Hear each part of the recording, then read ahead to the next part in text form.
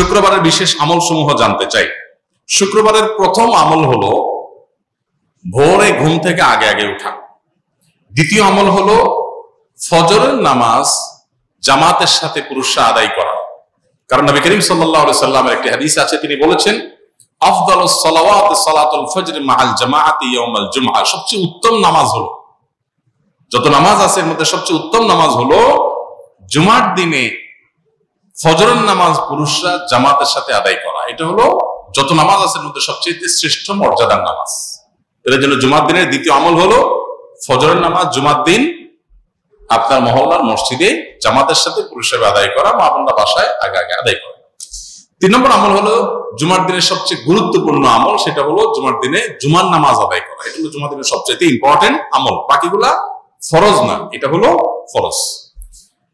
এরপরে আসুন 4 নম্বর আমল হলো যে আমলটা সবচেয়ে বেশি করা উচিত জুমার দিনে, সেটা হলো দুরূদ পাঠ করা। কারণ নবী সাল্লাল্লাহু আলাইহি ওয়াসাল্লাম বলেছেন আকসিরু আলাইয়া মিনাস সালাতি মিন ইয়াউমিল জুমআতি ওয়া লাইলাতিল জুমআহ। তোমরা জুমার রাতে অর্থাৎ বৃহস্পতিবার দিবাগত রাতে এবং জুমার দিনে অর্থাৎ জুমার সারা দিন সূর্য ডোবার আগ পর্যন্ত শুক্রবারে এই পুরো সময় জুড়ে তোমরা বেশি বেশি দুরূদ পাঠ করো আমার প্রতি। তাহলে জুমার দিনের বেশি আমল করতে হবে যেটা পরিমাণে, সেটা হলো কি দুরূদ প্রেরণ নবী সাল্লাল্লাহু আলাইহি ওয়াসাল্লামের প্রতি। কয়টা আমল হলো?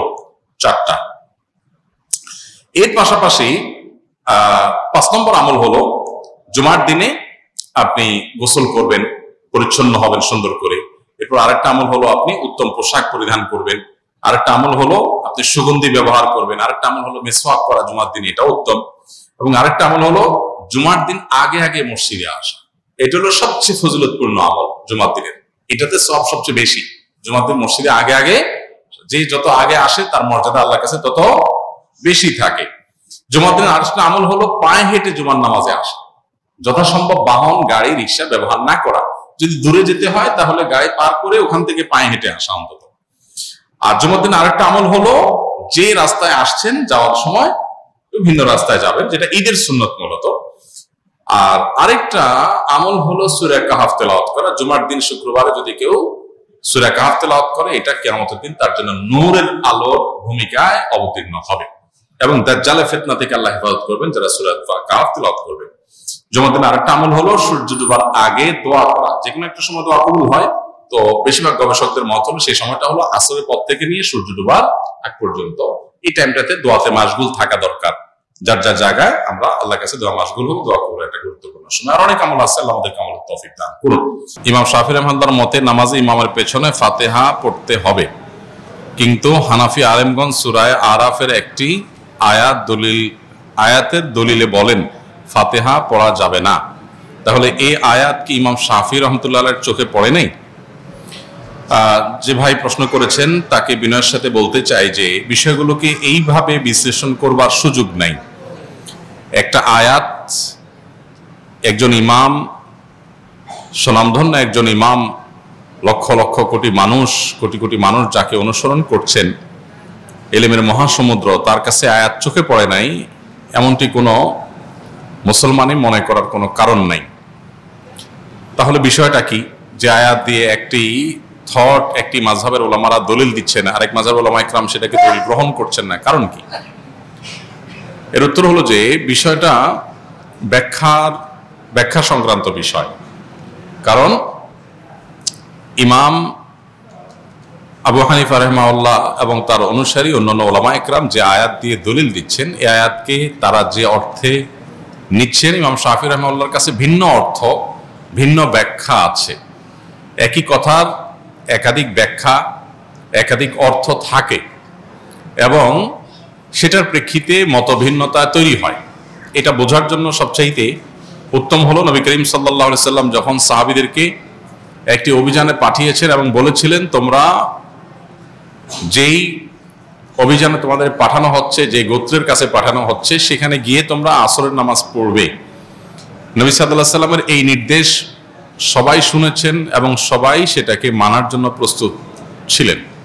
প্রতিমধ্যে যখন আসরের নামাজের ওয়াক্ত যায় অবস্থা হয়ে যাচ্ছে, তখন কিছু সাহাবী নামাজ পড়ে ফেললেন। কারণ ফরজ নামাজ ওয়াক্ত চলে যাচ্ছে, তাহলে হারাম হবে, এই জন্য তারা পড়ে ফেলেছেন। আর কিছু সাহাবী তারা পড়েন নাই, তারা যথাস্থানে গিয়ে তারপরে আদায় করেছেন। এখন প্রশ্ন হলো এই সাহাবীদের কারোর কাছে কি নবীর নির্দেশ যায় নাই? ব্যাপারটা এরকম না, উভয়ের কাছে নবীর নির্দেশ গেছে, কিন্তু তারা দুই দল দুইটা আমল করেছেন। কেন? কারণ হলো একই নির্দেশকে বোঝার ক্ষেত্রে দুইটা দল ভিন্ন ভিন্ন বুঝ তাদের আছে। লাহু ফাহমুন অতিয়াহু রাজুলুন মুসলিম, যে কোনো মুসলিম তাকে আল্লাহ তাআলা যে বিবেক, তাকে আল্লাহ যে বুদ্ধি সেন্স দিয়েছেন সেটা দিয়ে তিনি বুঝেছেন। এখন যে সমস্ত সাহাবীরা আসর পড়েছেন তাদের যুক্তি ছিল যে নবী সাল্লাল্লাহু আলাইহি ওয়াসাল্লাম আমাদেরকে তাড়াতাড়ি যেতে বলেছেন যাতে আসর সেখানে গিয়ে পড়া যায়। এর মানে এইটা না যে ওয়াক্ত শেষ হয়ে গেলেও আমরা নামাজ পড়বো না। তো এই জন্য নবীজির নির্দেশের মানে হলো তাড়াতাড়ি যাওয়া, যেন আসর সেখানে যে পড়া যায়। ওয়াক্ত চলে গেলে আমাদেরকে নামাজটা আগে পড়তেই হবে, সেজন্য তারা নামাজ পড়ে ফেলেছেন। আর যারা নামাজ ওই জায়গায় গিয়ে পড়েছেন ওয়াক্ত শেষ হওয়ার পরে, তাদের বক্তব্য ছিল নবী সাল্লাল্লাহু আলাইহি ওয়াসাল্লাম আমাদেরকে বলেছেন সেখানে গিয়ে আসর পড়তে, অতএব আমি সেখানে গিয়ে আসর পড়বো। তার কাছে আল্লাহর পক্ষ থেকে ওহী আসে, অতএব ওয়াক্ত আছে কি গেছে সেটা আমার দেখার দরকার, নবীর নির্দেশ মানাটাই আমার কর্তব্য, আমি সেটা করেছি। দুইটাই আপন জায়গায় সঠিক। নবী সাল্লাল্লাহু আলাইহি ওয়াসাল্লাম এই সংবাদ শোনার পর দুই মতের উপর আমল করা কাউকেই তিনি ভৎসনা করেননি, তার মানে উভয়টাকে তিনি অ্যাকসেপ্ট করেছেন। তো কোরআন এবং হাদিসের ক্ষেত্রে মুজতাহিদ ইমামগণ যখন কোনো ইস্তিহাদ গবেষণা করে কোনো আয়াত থেকে কোনো হাদিস থেকে কোনো মাসআলা উদ্ঘাটন করেন বিভিন্ন মূলনীতির আলোকে, তো সেটা একই আয়াত থেকে একাধিক ব্যাখ্যা, একাধিক অর্থ, একাধিক বিশ্লেষণ, একাধিক মর্ম, এটার ভিত্তিতে একাধিক মত সৃষ্টি হতে পারে। এক্ষেত্রে আমরা জিনিসগুলোকে এত সহজে কনক্লুশনে নিয়ে আসা, এত সহজে যোগ বিয়োগ করে ফেলাটা, এটা হলো আমাদের জ্ঞানের স্বল্পতার কারণে, কিংবা আমরা পুরো বিষয়টাকে ভালো করে না বোঝার কারণে। অতএব এই সমস্ত বিষয়কে কেন্দ্র করে সম্মানিত ইমামদের সম্পর্কে আমাদের কোনো অশ্রদ্ধা যেন না হয়, সেটা কোনো ইমামের প্রতিই না। এমনকি কারোর মতের উপরে যদি আমরা আমল নাও করি, তারপরও আমরা তার মতকে শ্রদ্ধা করতে হবে, কারণ তিনি তার এই মত প্রকাশ করতে গিয়ে যে ইস্তেহাদ করেছেন, এটার কারণে আল্লাহর কাছ থেকে তিনি সওয়াব পাবেন, বিনিময় পাবেন। তো আমি সমালোচনা করে গুনাহগার হওয়ার সুযোগ কোথা থেকে থাকে?